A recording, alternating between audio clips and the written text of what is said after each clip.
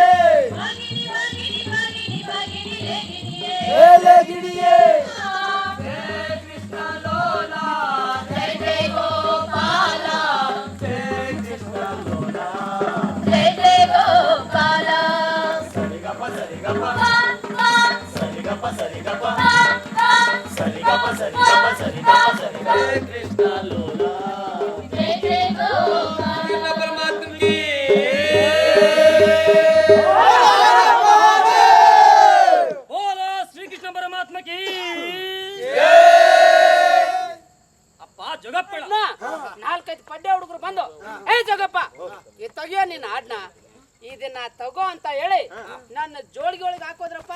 ಆವತ್ತಿಂದ ಇವತ್ತಿನವರೆಗೂ ಇಲ್ಲೇ ಇತ್ತು. ಈಗ ಕುಯ್ಯ ಕುಯ್ಯ ಕುಯ್ಯ ಅಂತ ಇದೆ. ಜೋಗಪ್ಪ ಅದೇನ್ ಹೇಳ್ತದೆ ಹೊಸಿ ಕೇಳಪ್ಪ. ಕೇಳ್ಬಿಲ್ಲ?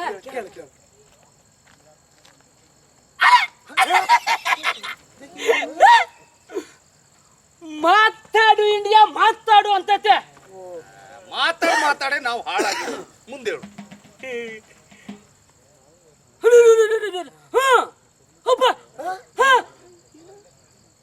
ಎದ್ದೇಳು ಇಂಡಿಯಾ ಎದ್ದೇಳು ಅಂತತೆ. ಇಂಡಿಯಾ ಏನ್ ಬಿದ್ದಾಗಿದ್ಯಾ?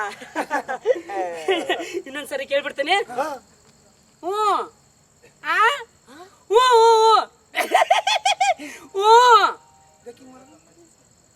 ಮಜಾ ಮಾಡು ಇಂಡಿಯಾ, ಮಸ್ತ್ ಮಜಾ ಮಾಡು ಅಂತ. ಜೋಗಪ್ಪ ಇನ್ನು ಕಿವಿಗೆ ಇಡೋದು ಬೇಡ. ಹೌದು ಜೋಗಪ್ಪ, ಯಾಕಂದ್ರೆ ಇದ್ರ ಹಾಡನ್ನ ಕೇಳ್ತಾ ಕುಂತ್ರ ಪುಟ್ಟಪ್ಪನ ಕನಸಿನ ಕುಸುಮಗಳು, ಪುಟ್ಟಪ್ಪನ ಕನಸಿನ ಕುಸುಮಗಳು, ಪುಟ್ಟಪ್ಪನ ಕನಸಿನ ಕುಸುಮಗಳು.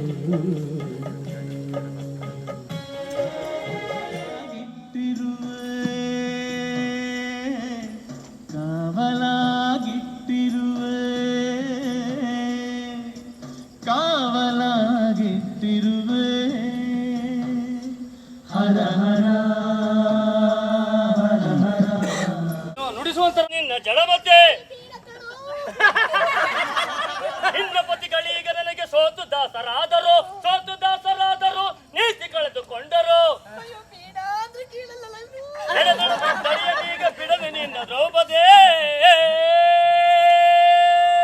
ಫಲಾನುಶಾಸನ ಓಯ್ ಮಾಡಂಗಿಲ್ಲ. ಐಗಳು 3ನೇ ಶ್ರುತಿಲಿದ್ದಾಗ ನೀ 4 ಕೊಯ್ತೀಯ. ಎಲ್ಲ ಇದ್ದದೆಯ ನಾಟಕ ಶುರು ಹಚ್ಕೋ. ಅಜ್ಜಾಲಿ ಸರಿಯಾಗಿ ನಿಲ್ಲು.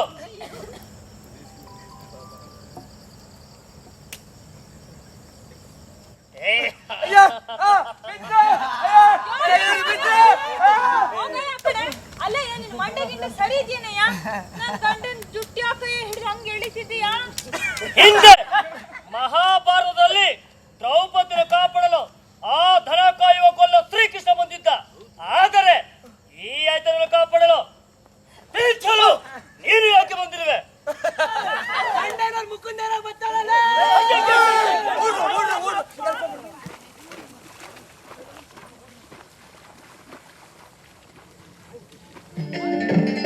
ಶಕ್ತಿಯೊಡನಿರೆ ಶಕ್ತಿಯೊಡನಿರೆ ಶಕ್ತಿಯೊಡನಿರೆ ಶಕ್ತಿಯೊಡನಿರೆ ಶಿವನಿಜೆ ಶಿವನಿಜೆ ಶಿವನಿಜೆ ಶಿವನಿಜೆ ನಿತ್ಯ ಯಹುದೇ ಶಿವನಿಜೆ